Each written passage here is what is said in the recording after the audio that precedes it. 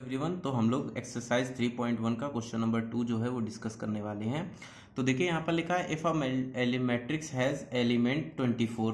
तो यहाँ पर कितने एलिमेंट दिए गए हैं हम लोगों को? यहाँ पर हम लोगों को जो एलिमेंट दिए गए हैं वो दिए गए हैं 24 दिए गए हैं।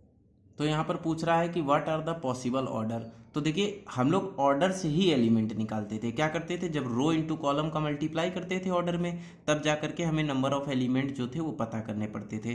तो इसका मतलब जब ये एलिमेंट आया है तो ये एलिमेंट जो है वो बना किससे होगा? यानी इसका मतलब रो और किसका, कॉलम का मल्टीप्लाई हुआ होगा, कॉलम का मल्टीप्लाई हुआ होगा और उसके बाद में हमें ये ऑर्डर मिलके हमारे सामने आया होगा।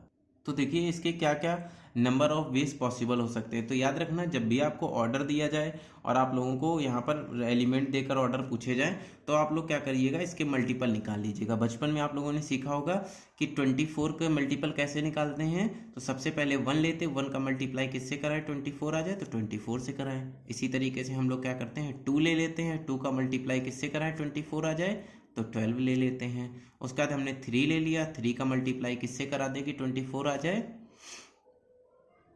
तो 8 से करा देते हैं। ठीक है, इसी तरीके से और किसका मल्टीप्लाई करा दें तो हम लोग उसके बाद में 4 ले लेते हैं, उसका मल्टीप्लाई किससे करा दें, 6 से करा देते हैं। तो इस तरीके से हमें क्या मिल जाता है, 24 मिल जाता है। अब 4 और 6 के बीच में ऐसा कोई नंबर नहीं बचता जिससे आप मल्टीप्लाई कराएं और आपको इस तरीके का ऑर्डर मिल जाए। तो देखिए एक बार हम लोग ऑर्डर किस तरीके से लिखते हैं, इस तरफ से इस तरफ का ऑर्डर लिखते हैं, और दूसरी बार हम लोग ऑर्डर कैसा लिखेंगे, इस तरीके से इस तरीके का ऑर्डर लिखेंगे। तो यानी यह कह रहा है कि ऑल पॉसिबल ऑर्डर्स, तो देखिए ऑल पॉसिबल ऑर्डर क्या क्या हो जाएंगे हमारे पास में। तो देखिए सारे पॉसिबल ऑर्डर क्या हो गए, सबसे पहले तो 1 इंटू 24 हम लोग लिखते हैं, तो 1 इंटू 24 हो गया। दूसरा ऑर्डर 2 इंटू 12 हो गया, तो 2 इंटू 12 हो गया। तीसरा ऑर्डर 3 इंटू 8 हो गया, यानी 3 इंटू 8 हो गया। फोर्थ ऑर्डर 4 इंटू 6 हो गया, यानी 4 इंटू 6 हमने कर लिया।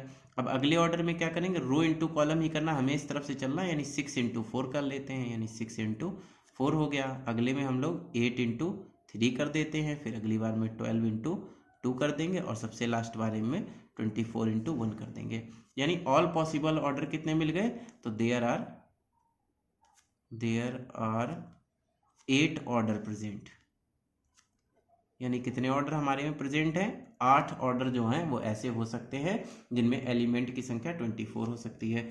अब उसने कह दिया है क्या, what is if it is has 13 elements. यानी अब की बार इसने एलिमेंट्स जो हैं वो कितने बताए हैं, एलिमेंट्स जो हैं वो इसने 13 बता दिए हैं। देखिए जब भी कंपोजिट नंबर होता है तब तो हम लोग इतना सारा देख लेते हैं कि फैक्टर निकालने के लिए किस तरीके से निकाल सकते हैं, लेकिन जब भी यहाँ पर भी इस तरीके का कोई भी प्राइम नंबर आ जाता है तो प्राइम नंबर के 2 ही फैक्टर होते हैं, आप सभी लोग जानते हैं। एक तो 1 होता है और एक 13 हो सकता है। यानी 13 की अगर बात करें तो इसको 1 इंटू 13 ही लिख सकते हैं। और इसके ऑर्डर क्या हो सकते हैं, इसके ऑर्डर केवल 2 ही पॉसिबल होंगे, या तो एक रो हो और यहाँ पर कितने हो, 13 कॉलम हो। तो ये कैसी मैट्रिक्स बन जाएगी, रो मैट्रिक्स बन जाएगी। और सेकंड चीज में हम लोग क्या कर सकते हैं, 13 रो हो और एक कॉलम हो, तो ये कैसी मैट्रिक्स बन जाएगी, कॉलम मैट्रिक्स बन जाएगी।